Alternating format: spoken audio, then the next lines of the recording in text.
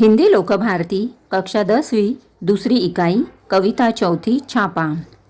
ओम प्रकाश आदित्य। परिचय। जन्म 1936 गुरुग्राम हरियाणा। मृत्यु 2009 भोपाल मध्य प्रदेश। परिचय। ओम प्रकाश आदित्य हिंदी की वाचिक परंपरा में हास्य व्यंग्य के शिखर पुरुष होने के साथ साथ छंद शास्त्र तथा काव्य की गहनतम संवेदना के पारखी थे। आप हिंदी कवि सम्मेलनों में हास्य व्यंग्य के पुरोधा थे।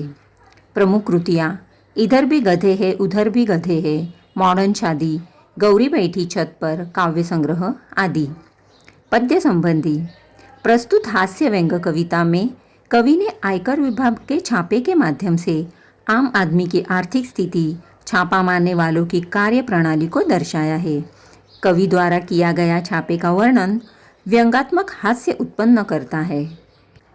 मेरे घर छापा पड़ा, छोटा नहीं बहुत बड़ा। वे आए, घर में घुसे और बोले, सोना कहाँ है? मैंने कहा, मेरी आँखों में है, कहीं रात से नहीं सोया हूँ। वे रोश में आकर बोले, स्वर्ण दो स्वर्ण। मैंने जोश में आकर कहा, सुवर्ण मैंने अपने काव्य में बिखेरे हैं, उन्हें कैसे दे दूँ? वे झुंझलाकर बोले, तुम समझे नहीं, हमें तुम्हारा अनधिकृत रूप से अर्जित अर्थ चाहिए। मैं मुस्काकर बोला, अर्थ मेरी नई कविताओं में है, तुम्हें मिल जाए तो ढूंढ लो। वे कड़क कर बोले, चांदी कहाँ है? मैं भड़क कर बोला, मेरे बालों में आ रही है धीरे धीरे। वे उद्भ्रांत होकर बोले, यह बताओ तुम्हारे नोट कहाँ है? परीक्षा से 1 महीने पहले करूँगा तैयार। वे गरज कर बोले, हमारा मतलब आपकी मुद्रा से है। मैं लरज कर बोला, मुद्राएं आप मेरे मुख पर देख लीजिए। वे खड़े होकर कुछ सोचने लगे, फिर शयन कक्ष में घुस गए और फटे हुए तकिए की रुई नोचने लगे।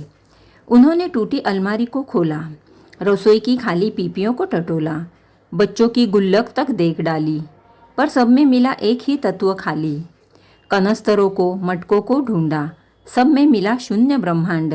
देखकर मेरे घर में ऐसा अरण्य कांड, उनका खिला हुआ चेहरा मुरझा गया और उनके 20 सूची हृदय में रौद्र की जगह करुण रस समा गया।